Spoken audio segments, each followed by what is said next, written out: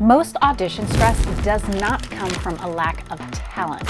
It actually comes from this feeling of not knowing what we're supposed to be doing in order to get ready for the audition in the first place. I've watched a lot of auditions over the last 10 years, and within the first minute, I can usually tell who has come in prepared and who hasn't. And having a prepared audition can actually be the difference between performing on stage or watching it from the audience, which is why I want to share with you 3 preparation habits that are used by professionals that actually have an impact on your audition. Now, the last habit actually matters much more than you think. And surprisingly, it's rarely taught to beginners. So make sure you watch until the end. So if you want to walk into your next audition calmer, confident, and with a sense of purpose, then stick around. You're not going to want to miss this.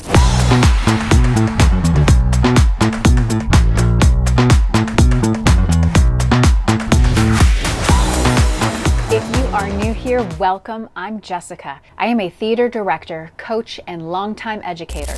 I've spent over 10 years sitting on the other side of that audition table, directing performers of all ages and watching them grow in their craft and in their confidence. Now, this channel is for performers and techies, young and old, anybody who is new to theater and who wishes to improve their craft and their skills. I even have content for parents who are trying to make sense of this often confusing process. So if that sounds like you, then you are in the right place. And if you want more theater insights from the director's perspective, please like and subscribe so that you can stay ahead of the competition. Also, leave a comment. Tell me, what is it about auditions that has you feeling anxious or confused? All right, let's get started.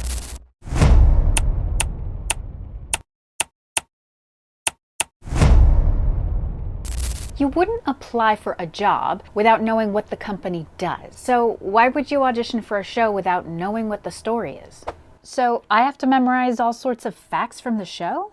Now, researching a show doesn't mean that you have to memorize trivial facts about the original production or when it debuted or how many awards it won. No, it means understanding the world of the show. This includes knowing the plot, the characters, the setting, the time period, the role the ensemble plays in the story, all of it. It also means understanding the tone. Now, the tone usually means, how does this show feel? Is it playful? Is it serious? Dark? Stylized? Realistic? If it's a show with a lot of movement or dancing, that matters too, especially if you're not a strong dancer. Knowing these details ahead of time is going to help you approach your audition with intention and help you to choose material that highlights your strengths. And that clarity makes it easier for the director to imagine where you fit into the show. You see, directors cast based on the needs of the specific story, not just whether or not you're talented. And by doing this work in advance, you're actually making it easier for the director to already see you as one of the characters in the production. Research can look like listening to the cast recording, watching the filmed version, finding a recorded stage performance, or even watching rehearsal footage online. Research is anything that helps you understand what kind of show this is and what the show actually asks of you as a performer.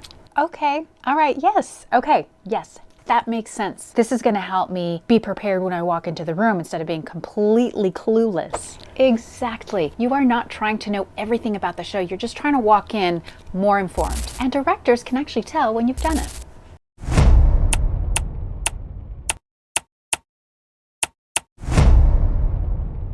Being off book is one of those unspoken expectations in an audition. I mean, it's so expected that most directors aren't even going to tell you to do it. It just needs to be done. It just needs to be done. In theatre, off-book means an actor has fully memorized their lines and lyrics, no longer needing the script of the book during auditions, rehearsals, or performances. Being off book matters because it lets directors know how you interpret the lines on the page. You see, actors are not hired to read from a script. Anybody can read from a script. Actors are hired to interpret the words that are on the page and perform them with authenticity in a way that makes us believe that we're actually watching a moment in time that exists right then and there. And if you're reading directly from the script, you're not acting, you're reciting. Being off book shows that you're prepared, that you're focused, and that you're ready to work. And when you're not off book, it doesn't mean that you're not good or that you're not talented, but it can prevent the director from seeing you in the role, especially if you're struggling to follow along line by line. Now let me add something here. Memorization isn't about perfection. Mistakes are allowed. Now let me repeat that. Mistakes are allowed. However, memorization is about the effort and the respect for the process. It tells the director, I've shown up, I've done the work, and I'm ready to work for you, however it is that you need me to. If auditions ever feel overwhelming, like you're doing all of this work, but you're still not sure what the directors actually want, you're not alone. I see this all of the time. Talented performers walking into auditions with good instincts, but no clear strategy. And that's exactly why I created my theater audition guidebook. It's a resource designed for beginners just like you, and it breaks down the entire audition process step by step. This resource has been crafted to be used time and time again, not just for one audition. Inside, you'll find a full audition checklist, clear guidance for parents, what to do before, during, and after your audition, and even a glossary of the most common theater terms so you know how to speak the language and walk into the room sounding like a true theater nerd.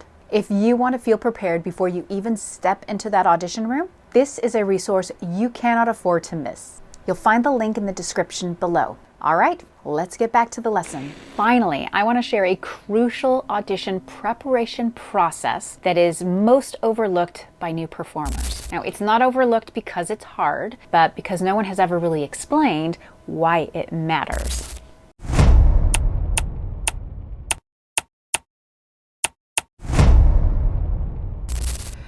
I love this song. It is so impressive. Everybody thinks so.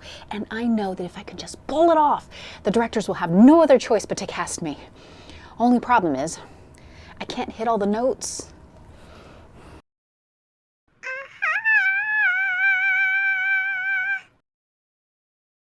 I'm actually not thinking that this person isn't talented.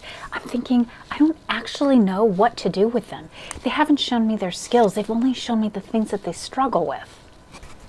This is where a lot of performers actually trip themselves up.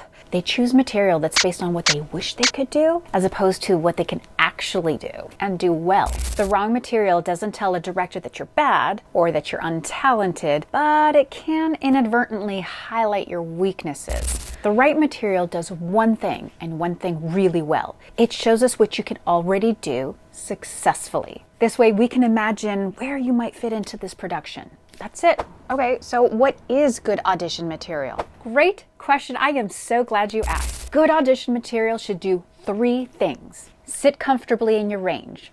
Not too high. Not too low. Match the style and the tone of the show. Don't sing Sweeney Todd if you're auditioning for The Little Mermaid. Highlight your strengths, not your struggle points. See, a simpler song that's sung confidently will always tell me way more than a big song that you're struggling to survive. Now, if a piece makes you work hard just to get through it, it's probably not the right piece. Now, this goes for songs, monologues, and choreography. Now, you might be thinking, but I don't want to limit myself by choosing material that's not impressive. Let me stop you right there, sister, because choosing the right material does not limit you. It helps directors see your strengths clearly, and the clarity is what's going to get you cast. So to tie this all together, audition preparation doesn't need to be complicated, but it does need to be intentional. Just remember these 3 habits. Know the show, be off book so that you can actually act, and choose the material that highlights your strengths. And that's how you walk into an audition with something to offer, even if you're still trying to figure everything out. Now, before you go, don't forget to claim your ultimate preparation resource that you can use for every audition here on out. My audition guidebook for beginners is linked in the description below. Make sure you check it out. It includes a checklist, best practices, parent information, and a theater glossary so you can walk in prepared and speaking the language. And if you've learned anything of value today, please like this video, subscribe for further theatrical insights, and let me know in the comments what show is it that you are preparing to audition for. I want to support you however it is that I can, even if it's just a few words of encouragement. Thanks for watching, and stay nerdy, my friends.